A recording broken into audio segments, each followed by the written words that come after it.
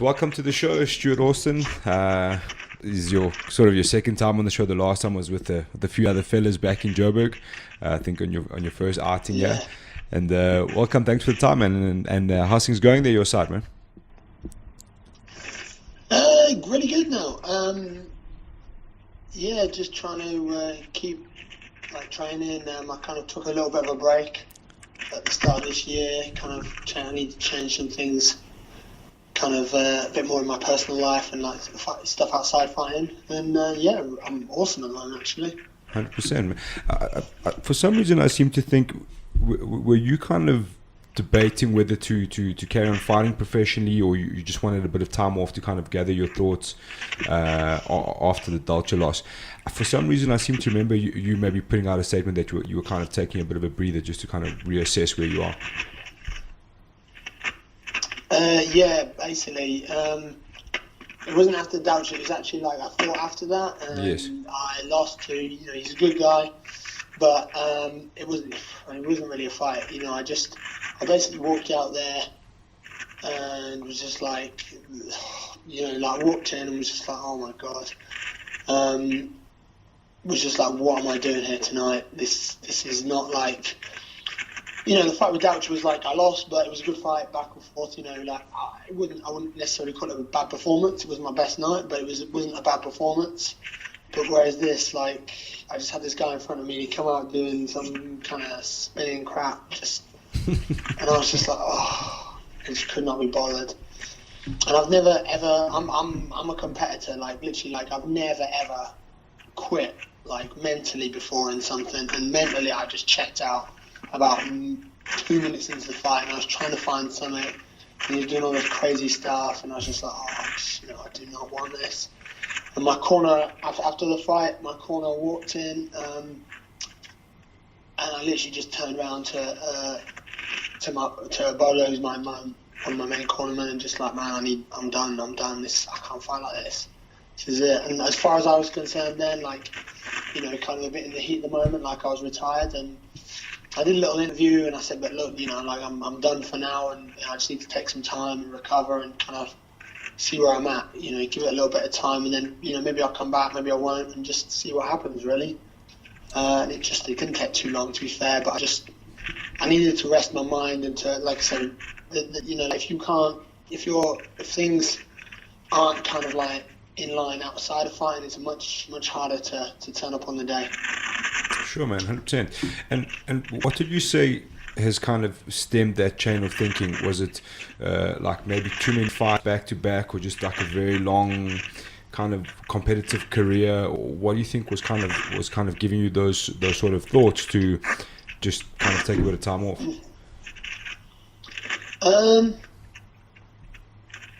To be honest, it's just kind of needle breaking the camel's back sort of thing. It was just so many small things, frustration of the Doucher fight, of what happened, how it went down, and then taking a fight. And I'll be honest, I did not take the fight seriously. I'd seen his fights and I didn't take it that seriously. So I did train, but I didn't put the same intensity as I've put out before. And he's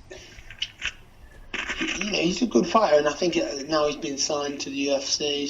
But even now, he's not necessarily someone who I think was necessarily better than me. But if we both are standing out there, and he wants it and I don't, that's I wasn't even a hard fight for him. It wasn't a difficult fight. I'm a hard fight for anyone in the world. When my mind switched on, but and I think it's just so many small things. I don't everything from financial to my personal goals and not just in fighting, outside of fighting, what I want to achieve with my coaching and with my I'm trying to buy a flat at the moment, and I was letting that kind of stress me out and get ahead of myself, and also I started I started working with a sports psychologist. It sounds crazy, my brother is a sports psychologist. Okay. And I've never used that why would you not? But like, Sure. but I've never have, and I started speaking to my brother and just discussing it and trying to make strategies to improve myself, like mentally, and also changing the way I train very much, just strategically and mentally. Not even like changing what training sessions I'm doing, but changing what I'm doing in the training sessions and how I'm approaching them. Okay. You mentioned quite early on there you were still dealing with some frustration with the champion Dalcha fight, and I mean any EFC fan would have been paying close attention to that fight, and it was one of those like weird controversial moments in MMA, like where both sides of the camp had arguments for the way it panned out. You obviously expressed your opinion quite a lot online and try to get your point across. And I think most people who understand the game saw and understood your side. And I mean, it could have gone either way. That was the way I saw it. It could have been stopped and you could have won that fight. And, at the same time, I do kind of see how it managed to carry on.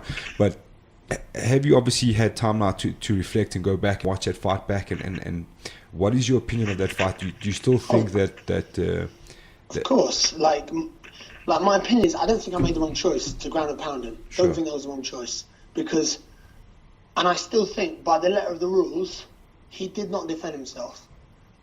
Like, it is what it is. I'm not getting stressed about it. It's water under the bridge. There's no point. But if you go by the rules, right, you can go to any referee's meeting in any show in the world, pro, amateur, whatever. And lying there, just putting your hands out, hoping for it to stop is not defence, yeah? So that's my argument. Did I knock him out? No. Do you need to knock him out? No. Was he intelligent defence? Anyone who goes to a beginner's jiu-jitsu class, if you learn a mount escape, did you do any of them? He didn't hip escape. He didn't even buck and roll. That's a power guy move, and he didn't do that. He did nothing, basically. What upset me about it, and what upset me, was that he didn't make any kind of attempts of defence, and I'll grant I didn't knock him out. No problem with that. I've got no argument with that at all. But he made no attempt to defend. If that was boxing, it would have been stopped. If one man throws 100 punches, it doesn't matter whether they land on the gloves or on the arms or whatever, 100% it stops. If that was in, I'll straight up, if that was in any show in the UK, that would have been stopped, 100%. Because of, I'm not saying that fighter safety isn't paramount in South Africa, because to be fair, I have seen lots and lots of stuff, but I just think it's imagine if I had hurt him, and I was bouncing his head off the canvas, but he wasn't going unconscious. Do you know what I mean? Potentially you could get really hurt like that. And counter to that, I don't argue that it couldn't have been stopped when Doucher was ground and pounding me. I've got no argument you could stop it. My argument is when it was stopped. I don't know if you remember, but I can talk you through. Basically, I hip escape, he's ground and pound, landing some big shots, the referee's there. I heard the referee says you need to do something. I hip escape. I put my knee across his belly. I don't know if you've done jiu-jitsu. Yeah, I do. And I stretch my hips. That makes space, yeah? Sure. You know what I'm saying? You can watch it and you can go to jiu-jitsu class. I'm trying to remember. And say, is this a good thing to do? Sure. I made space. So I wasn't knocked out either, yeah? And I was intelligently defending myself. That's my argument. All I would say is, if you're not going to stop it for him, don't stop it for me. Let him knock me out. Come on, we're guys fighting for money here, And he hit me with some big shots, but I wasn't. At no point did I wobble. I stood back. I didn't get a concussion of that. I didn't even have a concussion. So it's not like what's his name? Ferdy stepped in as I hip. I gave him space to step in by stretching my hips. That's the only reason he got between us. So that's, to me, that showed lack of understanding of the sport. I don't know if he I don't know if he trains or not. I assume he does. But to me, I think he got, I don't know, almost like he felt, oh man, I let the first round go too long, and then he didn't want to let the second round go too, he didn't want someone else to get, like that. Do you know what I mean? Yeah, It is absolutely. what it is, like I said, no one's going to change it. It's not going to change, like Dutch never going to fight me again. He's never going to fight me again. I asked for the rematch straight away. I wanted to do it. He didn't want none of it. I don't know if it's him or his coaches. His coaches are smart, like like they saw, put it that way, like imagine if instead of just going crazy because I've got the referee in my corner saying, "Oh, you've got to defend yourself, Doucher." Three times in 1 minute he said that, and he did no he didn't defend. Like that's why I went 100 miles an hour, which is why I got a little bit tired. And a minute isn't enough to get your wind back once you gas yourself out in that way. Like if you sprint, it doesn't matter whether you're in good or bad shape. If we do that, if we a minute we do 400 meters and you go as hard as you can, and I go as hard as I can. I might finish it a little bit faster than you, or you might finish it a little bit faster than me, but we're both going to be equally tired because the energy systems are the same. And you're not going to recover in 1 minute. So it's just like, maybe I could have gone, with hindsight, yeah, I could have gone for it. I had a chance of an arm triangle and perhaps an arm bar, but I don't think what I did was I don't think I made the wrong choice. Sure, hindsight's 2020. Maybe I'd have submitted him, maybe I wouldn't. But he didn't defend anything that I put out there. Do you know what I mean? And why, now with hindsight, he's never going to rematch me again. He'll drop, like if I win my next fight, he'll drop the belt rather than rematching me. Because we've had the fight, and we saw, like in the first round when we were both fresh, when I hadn't made you call it a tactical error, we saw who was better. I pushed him to the fence. I took him down with no problem whatsoever, no difficulty, and then I passed his guard slowly, and just beat him up. He couldn't defend literally anything I did. In the second, he rushes me, while I'm still breathing. That was again strategic error for me. I should have come forwards because I went back. I showed weakness. If I'd have come forwards, that would have he would have been much more hesitant to come bulling out. But no, good. I went back. He took the opportunity. He came throwing bombs, which he should have done. It was really good. I can't remember how we clinched it up, but I ended up pushing him into the fence. And this is what lost me the fight. I threw a stupid knee. I threw a knee to the head and he caught it. He didn't take me down by out-wrestling me, by the judo of the Congo, or that crap. Like, he didn't take me down with that. Like, man, he caught a knee. That wasn't like some mighty technique. They don't practice. I'm a judo guy. I did judo for 15 years. We don't practice knees to the head, catching them in midair. That's not the technique in judo. You know what I mean? Like, he did a good technique. I know he waited for it. I understand what he did. He knew what he was doing, but all it was, it was what it was. He wasn't like, he didn't out wrestle me. So like, I think his team is smart enough. They won't find me again. I get it, man. Why would they? You got the win. You get the win. You move on. You don't want to do it back because I'm a hard fight. When I'm motivated and I'm on a good day, like I'm a hard fight for anyone. Yeah, 100%, If man. that makes sense. It does, man, and it's like I feel that the biggest injustice for the rematch is us as fans, man, because it's such an annoying thing, I think, for most people when such a big fight and a fight of that caliber ends with controversy. You know what I mean? Because it's yeah, somebody won and somebody lost, but there's no real clarity. You know what I mean? And I think that's the rematch to me made so much sense. But obviously, EFC and Champion Dolce had other plans, which was the heavy. Oh no, I'm pretty sure EFC wanted it. Champion is not EFC didn't want it because that rematch would be huge. Yeah, they absolutely. want to make the big fights, don't they? They want to put bums in seats, have people watching. And what would be bigger than a controversial first fight going into a rematch? You got the popular kind of champion with his fanatical fans, and the outsider, the bad man from England who's come to take on Africa. And it's a very marketable rematch. It's a fun, and you know what? Let's be honest, it was a fun fight. That was an exciting fight. Like there were some bums on seats on both sides. Yeah, for it was sure. exciting. I don't know. It is what it is. Absolutely, man. But anyway, lucky for us as fans of the sport, we get to see you back. Did you watch Champion Dolce vs Andrew Funzel? I watched bits of it. I will watch it before in the next month or so. But I didn't watch the whole fight. Okay, so we obviously got news pretty recently that you'll be fighting Andrew Funzel in December. Firstly, what has spurred the fight at heavyweight? I mean, we saw you at heavyweight, then obviously light heavyweight, and now back to heavyweight. You did say before you can go between both. I'm not going back to light heavyweight now. Man, it's brutal for me to make the weight. It's really brutal for me. Okay. I know I would be one of the bigger guys you'll see at light heavyweight. And maybe some people who are the same size as me I can make it, but like I've been ill all the time. Like I say, my last fight, I was sick. The first 2 days of what would be my water load for my weight cut, I was ill for them, and a few days before that, and like at the time I had to, I did actually speak to my coaches whether I should be fighting. Hindsight 2020, I shouldn't have been, but I'm that's no excuse. Like it is what it is. Like maybe in the future, like if it's a question, I'm just not gonna know. Like there's gonna be no like, oh no, I'll be fine, blah blah blah, whatever. But it really affected my weight cut there as well. But it's not just that individual.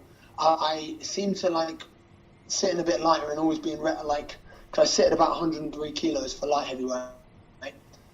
And it was just a case of like, I get sick a lot and lots of small little injuries, and it just affected my training. Like my neck was smaller and weaker. It sounds silly, but like I'm quite a bit heavy now. After training today, I was 240. So I'm closer to 110 kilos now, maybe even 111, which I'll probably come down a little bit. And I've put 1.5 inches on my neck, and I can feel it. Like I feel so much. When I'm in different wrestling positions, when I'm taking I'm taking a shot from a punch or a big shot, it's just significantly less because I've got, I'm much a bigger shock absorber now, and that's huge. But man, not being sick and injured all the time is wonderful. Like, I'm not going back to light heavy. I really, you couldn't tempt me.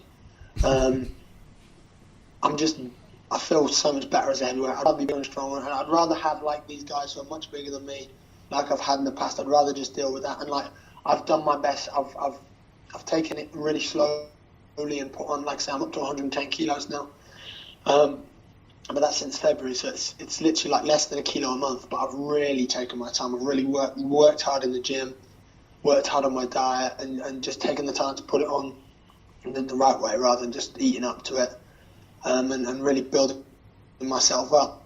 So you're not even going to see a Stuart Austin Elvis Moyo heavyweight. You're going to see a real heavyweight in there. Like I'm going to be maybe not the biggest guy in the room, but like I'm going to be one of the strongest guys out there. And I think my advantage will be speed and my explosiveness, which will be fun. Absolutely, man. And what do you make of Andrew Funzel as your next opponent? To be honest, I actually think he's probably the hardest fight I've had, including guys who beat me. I've got a lot of respect for Andrew.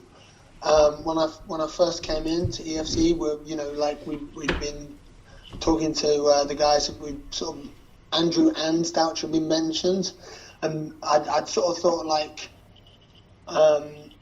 My intention at the time was they'd sort of mentioned Andrew, but I was transitioning to heavyweight, so like my focus was on Doucher. But obviously you always think about it and like size people up, and Andrew's like a good fighter. He's a black belt in jiu-jitsu, isn't he? But he's got 10 knockouts on his record, and that shows someone who's well rounded. I've seen him get hurt and come back. I've seen him losing rounds and come back. He's a guy who knows how to stick it out and win in the third, fourth, fifth round. If he has to, he kind of showed it in the Doucher fight. He didn't quite get past the post there. Doucher was able to hang on, but like that tenaciousness. And when he fought Elvis, before he hung around and he had that at the worst times, and then he slowly crept back into it. It's like a bulldozer. Eventually, but he slowly catches up to you and starts rolling over you, and then you got problems. So he's a really dangerous guy. If you get him on top of you, if he gets a takedown, he gets on top of you, he's a nightmare. He's so heavy. His hips are really strong. He's got great ground and pound, and he's obviously got a solid submission game to back it up. But his hands, he's got knockouts. His kind of record speaks for itself. He's a very, very solid heavyweight. He's made a few mistakes. He's got caught a couple of times. I think perhaps he shouldn't have been. But, Sure. He shouldn't have been as a fighter. No disrespect to people who's fighting, but I think he's better than perhaps the times he's been caught. But, everyone, I hold my hand up and say, I've done that as well. That's me, But he's a really good fighter. Yeah. Got respect for him. Absolutely, man, and I think it's a cracking match, and it's adding to what's become a pretty stacked heavyweight division. And if you obviously looking forward, if you manage to beat Andrew Funzel, where do you think that puts you in the heavyweight division in the UFC? I really don't care. I've literally like I told you, I was close to quitting after my last fight, so I'm fighting Andrew, and then we'll worry afterwards. Like you said, it's actually the division's getting really good now. It's Sure. it's an exciting division. There's what's his name, the American guy, the Jared mountain. Van der Aa. Van der Aa, who looks like he's a good guy. He's a bit of a banger. We've got I want to fight Ruben Potts at some point. That'll be a fun one. He doesn't want to fight me though. Again, he's another guy who's not going to put his name on the dotted line. And I think he'd drop the belt before he'd fight me. But Doucher, obviously, who wouldn't want to rematch with a guy they beat up already? There's actually quite a few fights out there. I saw some old guys coming back. Why not beat him up? At the moment, if they want to bring out all the old war horses, dig them out. I'll knock them over. But for the moment, I've got Andrew in my path. I'm really not looking beyond Andrew. As far as I'm concerned, this might be the last fight of my career. Is what I'm saying. That's how I'm treating it. I want to go with it. This is my last fight. Let's see how this fight goes, and then we'll see what happens after.